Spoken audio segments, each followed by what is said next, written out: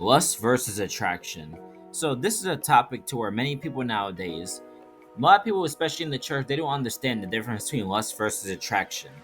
Nowadays, some people they believe that when you're attracted to somebody, that you're automatically in sin, that you have feeling for somebody, that you're in sin. You even have followers of Christ themselves, to where when they try to discuss those things with other Christians, they're afraid that they might get labeled as lustful. They might get labeled as lusting after a woman, lusting after a man. They might be labeled as being in sin. So we're gonna break this topic down real quick. So lust versus attraction, what's the difference? You see, y'all, the main difference between lust and attraction is what your main intentions are. And I'll tell you how it is like this. As a man, it is natural for you to have feelings when you see a woman.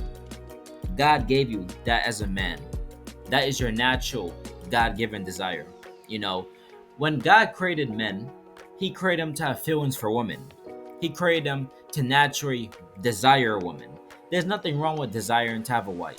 There's nothing wrong to where when you see like a woman who you're attracted to, that you start to have certain feelings about yourself.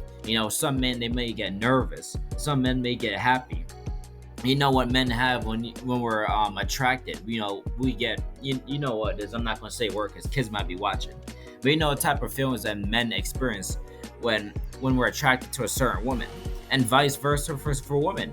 When certain women see a certain man, they might get certain type of feelings. They might get happy, they might get excited. But the main difference between lust versus attraction is when you're attracted to somebody, you truly care about them. Let's say you meet a woman as a man, right? You meet her, you want to get to know her, you want to get to know what she's about. You're thinking about, this could be a potential spouse, this could be a potential mate that God might be sending my way. This might be a person who I could build a future with. And there's nothing wrong with that because you see her as somebody that you looking to court as a potential wife. You're not looking to just lay down with her for one night. You're not looking to just use her for intercourse. You're not just looking to use her as a one night stand. You actually care about her as a person. Now, of course, when we talk about this topic, we already know we're not talking about fornication. We're not talking about you doing anything before marriage. Lust versus attraction. You care about somebody and you're looking to build a future with them. You care about their personality. You care about what they're going in life. That's natural attraction as a man. Same thing for a woman. You meet a guy, you look at this guy as a potential spouse, a potential husband. You see what he's about. You're getting to know him. You guys are probably going to movies. You guys are probably going to eat dinner at Red Lobster, Applebee's, wherever, right? You guys are getting to know each other. You guys are not in sin. You guys are not looking to engage in fornication or nothing like that. You guys just generally getting to know each other. See what each other's about. See what God might be sending your way. But here's the thing though. When it comes to lust is a thing that this is a part to where this is where sin really comes in, because lust is, for example, all you care about is you just view a person as a sexual object. And it's like this. You're a man, right? You look at a woman. You don't really care about her. You just look at her body, right? Now you're taking your natural desire that God gave you as a man to engage in sin. For example, men who watch pornography. They don't care about those women in the screen. They don't care about what that woman is doing in her life, where she's going. They don't care about how she's progressing. Or men who even cheat on their wife. They don't care how those women are doing. They're just looking to get them a quick fix. They're just looking to get them some real quick. They don't really care about that woman's future. They don't really care about what she's going in life. They just want to please themselves and please their flesh in that moment. Then afterwards, a lot of times they just dump them right after and go about their business. Now you see a difference, right? You see how sin just came in. You see a difference between lust versus attraction. Attraction, you naturally like somebody.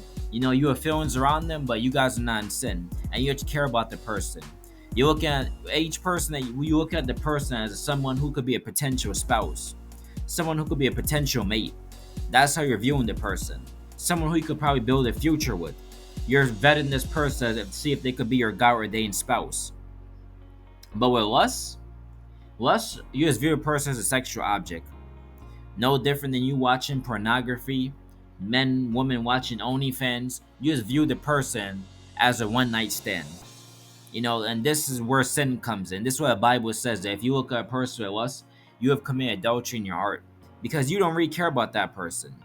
You don't really look at that person as being a potential spouse, someone who could, you guys get married, have kids, and start a family together. You're just using them for one night. You're just looking to sleep with them. Then you bounce. You get what you want as a man. You get what you want as a woman. Then you bounce and go about your business. This is where lust is. This is where sin comes in. Adultery, fornication, pornography, masturbation, all tied to the spirit of lust. Because you don't view that person as God's creation. You just view them as a body part. You don't care about marriage. You don't care about possibly marrying that person, getting to know them as a spouse. No. You just care about sleeping with them just to get a quick fix. You just care about sleeping with them for one night. And this is the main difference between lust and attraction. This is what the church needs to discuss more, because a lot of people in the church, they don't understand the difference. A lot of Christians, they don't understand the difference. You got people to where when they get feelings when they see a certain person, they think they're in sin. No, you are not in sin. It is natural as a man to feel aroused, to feel desire when you see a beautiful woman, especially a woman who fits your standards. For example, if you're a man, you like curvy women. You like women with a certain type of hair. You like women with a certain type of nose, certain type of lips. It is natural as a man for you to have certain type of affection, to have some type of feelings for it. But just do not sin. Do not just view them as just a one night stand. They're still God's creation. They're a human being. They were created in God's image. And if you're going to try and get to know that person as a man, try to get to know that woman. If you're a woman, you try to get to know that man, view them as a potential partner, as a potential spouse. You're not just looking at them as someone who I'm going to get a quick fix and go about my business. No, you're looking to build a future with them. You're seeing if this is your God-ordained spouse. You're seeing if this is who God has ordained for your life. This is what a lot of people need to understand. There's nothing wrong to have natural desire for the opposite sex, because God put it in us as people. As a man myself, I do have natural affection. I do get a certain type of feelings when I see women, especially women who fit my standards of what I like a woman. Of course, because God gave it to me as a man. How you think you're gonna when God sends your spouse, so you guys wanna have children and all that, and start a family? What do you think what's gonna help start that? You have a natural desire. God put us in as human beings to have natural desire towards the opposite sex. There's nothing wrong with it. There's nothing sinful about it. Just do not allow it to turn into sin. Do not allow it to turn into lust. Do not just view that person as just a sexual object. And you see, this is where many people, they go to certain places like strip clubs and OnlyFans, and they watch pornography. And this is where you're in sin, because you're strictly in lust. Because you're strictly just going there just to get turned on. You're strictly just going there just to get pleasure. You're strictly just going there to fornicate or commit adultery if you're a married person. You don't really care about that person as a human being. You don't really care where that person is going in life. All you care about is will you just pleasing yourself in that moment. And this is where sin creeps in. This is why Jesus said that if you lust after a woman, you commit adultery in your heart, because before you even engage in the act of fornication, adultery, it has to start in your heart. It has to start in your mind first. A person doesn't wake up one day and say, I'm just going to go sleep with somebody today. It has to start in their mind and their heart first. This is why it's very important to control your mind and your heart. And if you understand men and women who watch stuff like pornography and OnlyFans and all that, it really destroys them because it messes with their mind.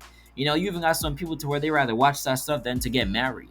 You got some people talk about they don't want to get married. I want to be single for life. I don't want no marriage. But yet you still fornicating. But yet you still in adultery. But yet you still watching pornography. It looks to me it's better off for you to get married and get out of sin. Because the more you stay in that stuff, it's going to mess your mind up. This is why so many people who watch that stuff suffer from mental depression. They suffer from anxiety. They suffer from fear. What's done in the dark comes to light. This way you could talk to some people in public. They could barely look in your eye.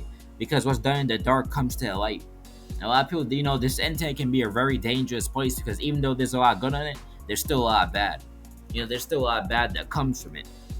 That's what people understand. You gotta guard your mind. Be careful. If you struggle with something, stay away from it. Do not allow it to be the main source that destroys you in the end. Because guess what? For many of us, especially God's people who are waiting in marriage, you gotta be careful, because the enemy, he's using this internet rampant to try and destroy us, try and mess our mind up.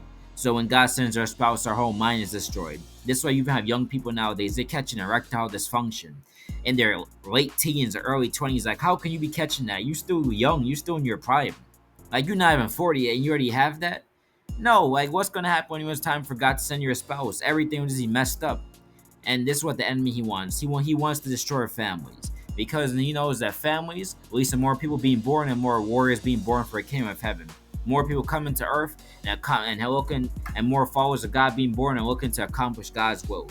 So this is just the main difference between lust and attraction.